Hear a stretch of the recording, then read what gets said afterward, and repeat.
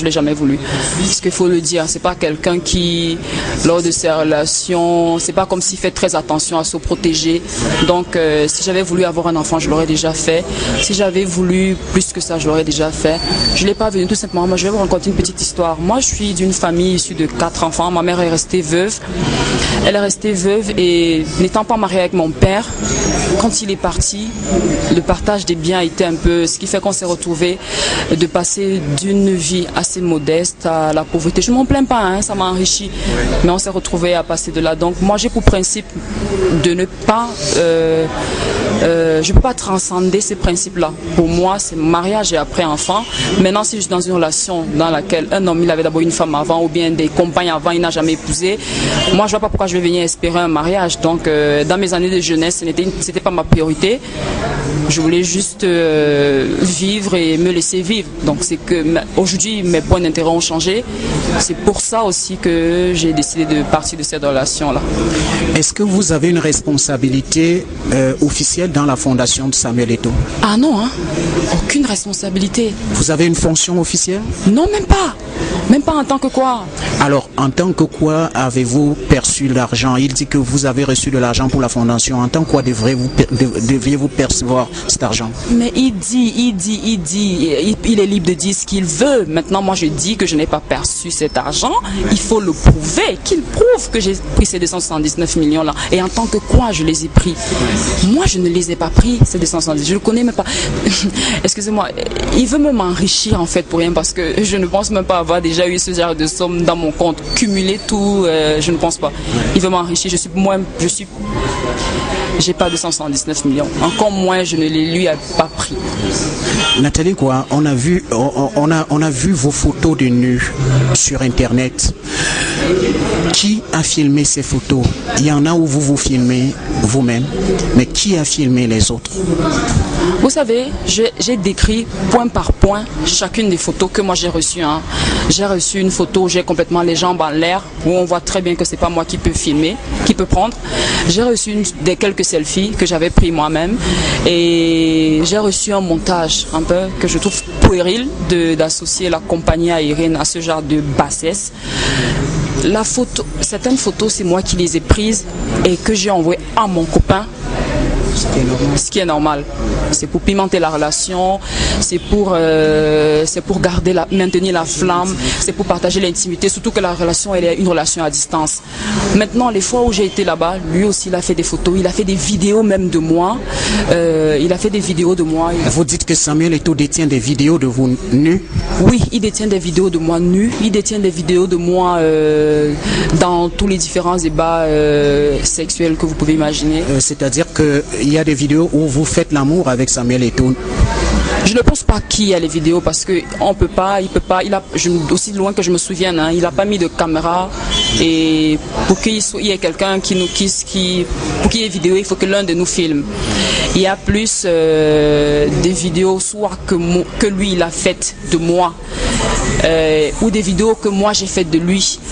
Mais des vidéos où on apparaît tous les deux, il aurait fallu qu'il y ait une troisième personne. Et cette troisième personne, ça ne peut pas être moi, ça ne peut pas être lui, donc il faudra demander à la troisième personne. Alors, vous dites qu'il y a des photos que vous n'avez pas pu filmer de vous-même, mais des photos que vous avez envoyées à votre copain. Ces photos que vous avez envoyées à votre copain, se sont-elles retrouvées sur Internet parmi les photos que nous connaissons? Oui, je vais vous donner un exemple très simple. Je suis couché allongé sur un lit, j'ai les pieds complètement écartés, je suis en train de me toucher. Mais cette photo, en réalité, c'est même pas une photo, hein. C'est une vidéo. C'est une vidéo. Il a prise à Londres, à l'hôtel Samuel Eto'o. Il a pris à Londres, à l'hôtel Brands, hôtel Roccoforte, à Mayfair, pas loin de chez lui. Un matin, alors qu'il allait en stage avec son équipe de Chelsea. Donc il est venu, il était en plus ou moins en train de se plaindre d'abord de son manager qui avait plaisanté un peu sur son âge, il n'avait pas apprécié.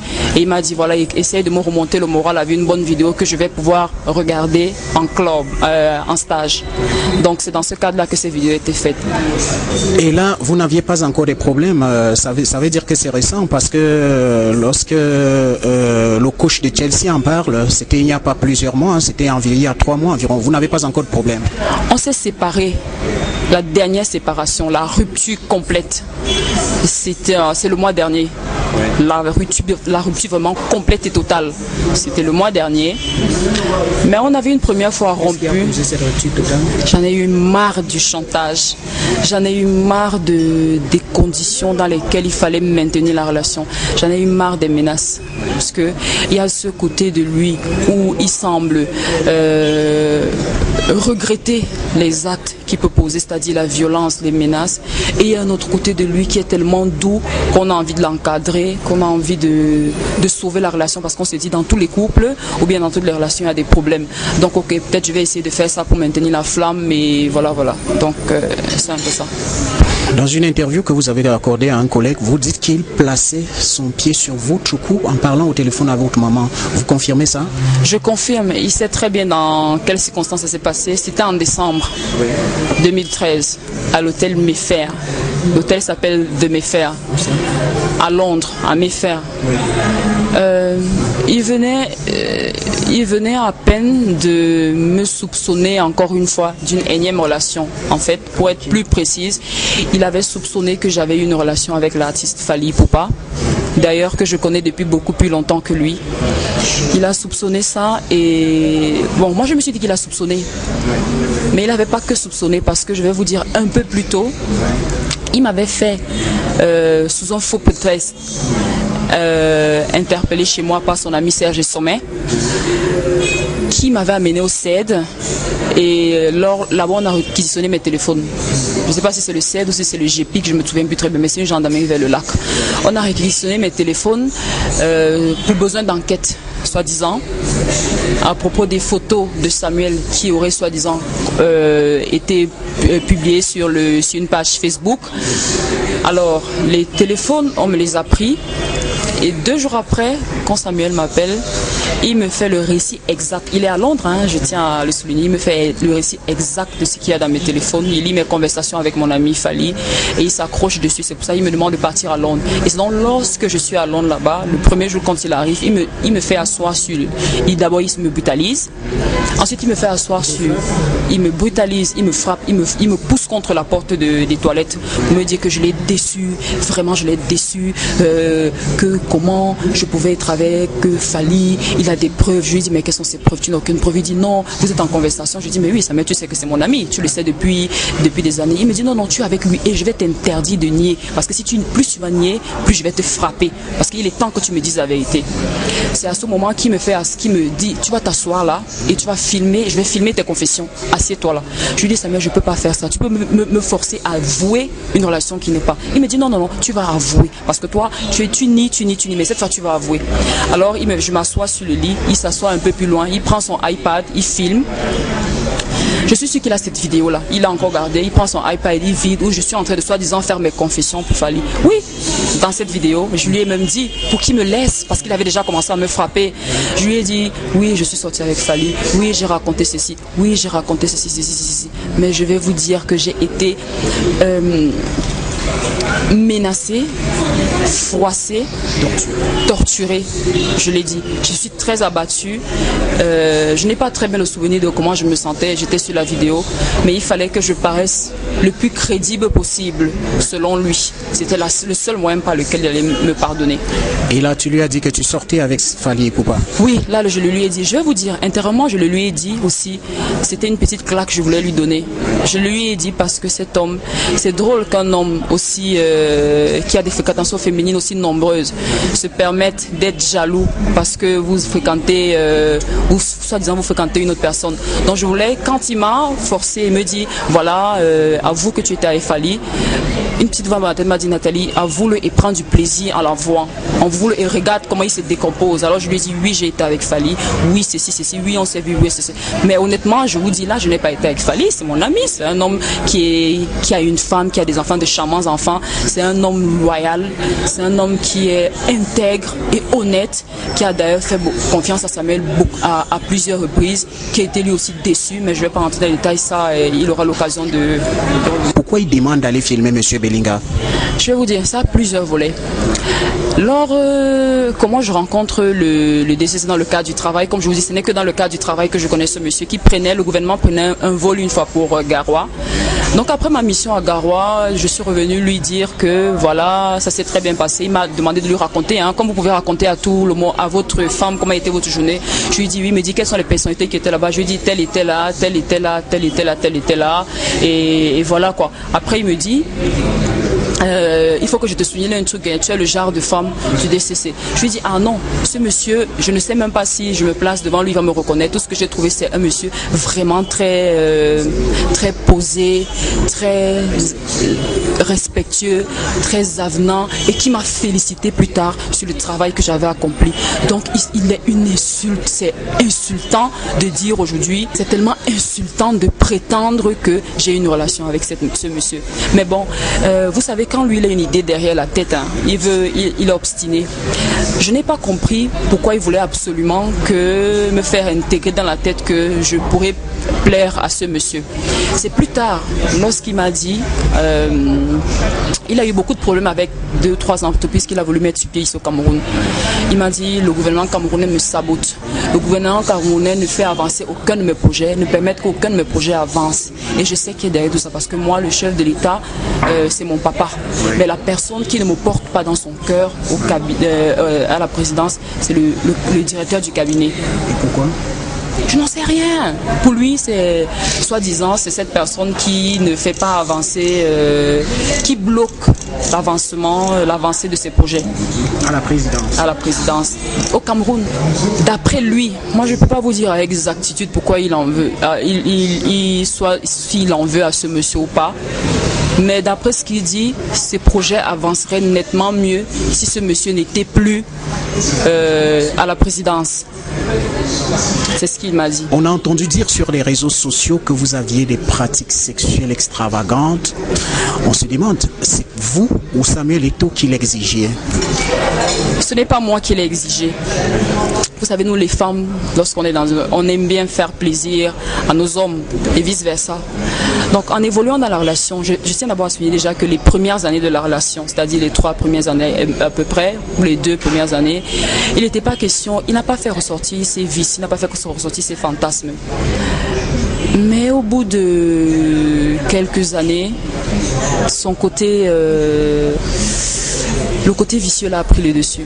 Alors, qu'est-ce que cet homme aime? Cet homme aime les partouzes. C'est-à-dire des relations avec plusieurs femmes à la fois. Relations avec plusieurs femmes à la fois, des relations avec plusieurs hommes à la fois. Cet homme aime il aime bien. Dans les partouzes, il y a plusieurs hommes, il y a plusieurs femmes.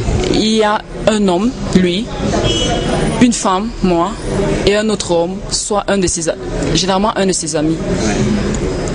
Voilà, il y a déjà eu ça. D'ailleurs, il a balancé une photo dans ce sens-là récemment sur les réseaux sociaux. Il y a aussi d'autres partous où il y a lui, moi et une autre de ses copines. Ça, on va taire le nom parce qu'il n'est pas question d'évoquer, d'impliquer cette personne. Elle n'a rien à y voir. Mais plusieurs fois, il a déjà fait. Je sais qu'il y a d'autres filles aussi qui l'ont fait. Mais vous savez, par pudeur, elles n'avoueront jamais. Moi, je suis obligée aujourd'hui de l'avouer parce que c'est le seul moyen par lequel il faut que je sorte complètement et que je me lave complètement de cette relation. Est-ce que j'étais consentante? À des moments, non.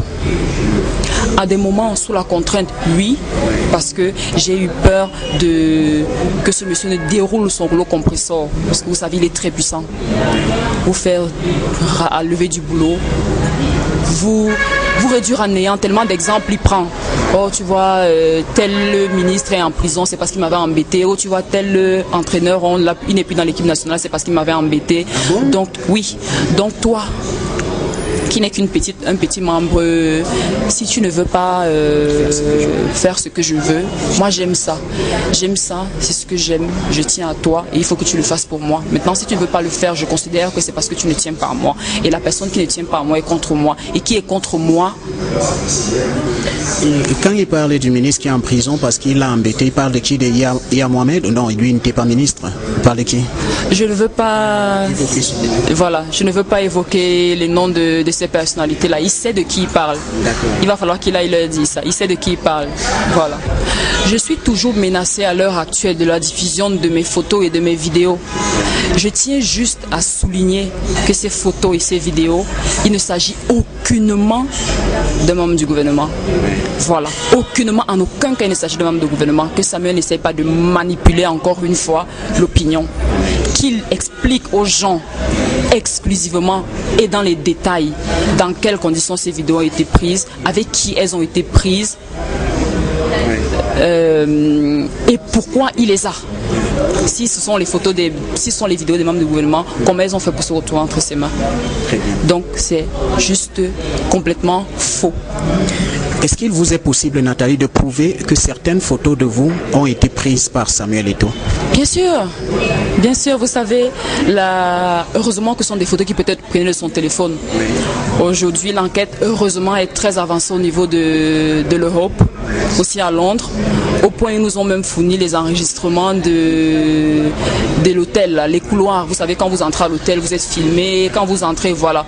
Il y a des fois, on a vu Samuel entrer avec son ami, un de ses amis dans ma chambre, plusieurs fois, donc ils peuvent témoigner. L'hôtel nous a fourni, pour des besoins d'enquête, l'hôtel a déjà fourni ces preuves-là. Aussi, toutes les factures de mes hôtels dans différents pays. Aussi des situations où j'ai été à côté de lui et où je peux vous relater, peut-être il s'adressait à une personne au téléphone et que je peux vous relater exactement ce qu'il disait à la personne. D'ailleurs, récemment à Paris, on était dans la voiture. Son épouse a appelé,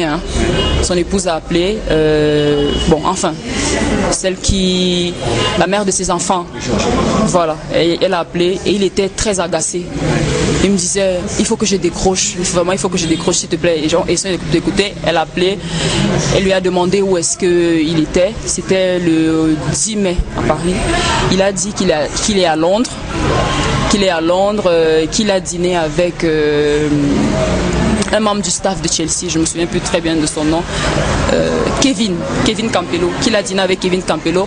Or, lui et moi on sortait d'un dîner à Paris, à l'atelier, au restaurant L'Atelier. Donc il ne pouvait pas être et à Paris et à Londres. À un moment, elle lui a parlé de sa fille, de leur fille qui était malade, une fille qui était malade, qu'elle devait amener à l'hôpital. Et elle aussi, elle avait mal aux yeux. Et donc ce genre de situation en fait qui démontre que ce monsieur il a délaissé complètement. Voilà. Donc après ça, je lui ai demandé dans la voiture, mais pourquoi si tu dis que tu ne vis plus avec elle et que tu machin, pourquoi? Il me dit, tu as bien entendu qu'elle m'appelle juste pour parler des enfants. Je lui ai dit, je vais la rappeler quand je vais arriver, je vais la rappeler plus tard. Voilà. Vous êtes sûr d'avoir dit toute la vérité à la jeunesse ou à l'opinion publique aujourd'hui, là, sur cette affaire? Toute la vérité, non, parce qu'il y a des choses qui vont me revenir au fur et à mesure. Mais globalement, c'est ça. Cet homme ne problème pas du fait qu'il exigeait que je fasse des photos avec certaines personnes. Je lui ai demandé et que je ne voulais pas. Et comme je ne veux pas, il craint que, comme je ne veux pas que j'aille vers cette personne, leur dévoiler ce qu'il voulait. C'est pour ça qu'il peut tout faire pour m'anéantir, pour que je ferme la bouche et que je ne parle pas. D'où les publications de mes photos. Il fallait que ça m'achève. Heureusement, ça ne m'a pas achevé. Je sais qu'ils m'ont dit, parce qu'ils m'ont fait dire que si j'ouvrais encore la bouche pour parler, ils allaient publier d'autres photos. Qui les publie? Après qu'ils expliquent dans quel contexte elles ont été prises. Nathalie, encore une chose? Pour l'instant, non. Les gens qui diffusent ces photos devaient faire attention parce qu'il y a parmi des gens qui ont reçu des photos des enfants de moins de 16 ans, de moins de 18 ans, des mineurs qui ne devraient pas vraiment avoir affaire à ça. C'est pour ça que je dis, c'est tellement fou, après une mésentente, de prendre les photos d'une femme et de le faire. Moi, je ne le ferai jamais. Il me reste, c'est vrai que je me suis laissée embouber dans cette relation malsaine. Je ne le ferai pas, il me reste quand même des zestes de valeur. C'est pour ça que j'ai même les photos avec certaines personnalités et autres. Je lui ai dit que d'abord, je ne peux pas parce que je ne les connais pas, ces gens. Il m'a dit, tu travailles à l'aéroport, donc il faut trouver un moyen d'être en contact avec ces personnes. Parce qu'il faut que j'ai sur chacune de ces personnes un moyen de pression. Parce qu'il aime bien. Voilà. Nathalie, merci d'être venue. Je vous en prie. Au terme de ce témoignage de mademoiselle Hélène Koa, permettez-moi de dire aux uns aux autres que ces deux jeunes gens font partie de la jeunesse camerounaise. Ces deux jeunes qui ont des soucis, des problèmes. Et il ne revient pas à l'opinion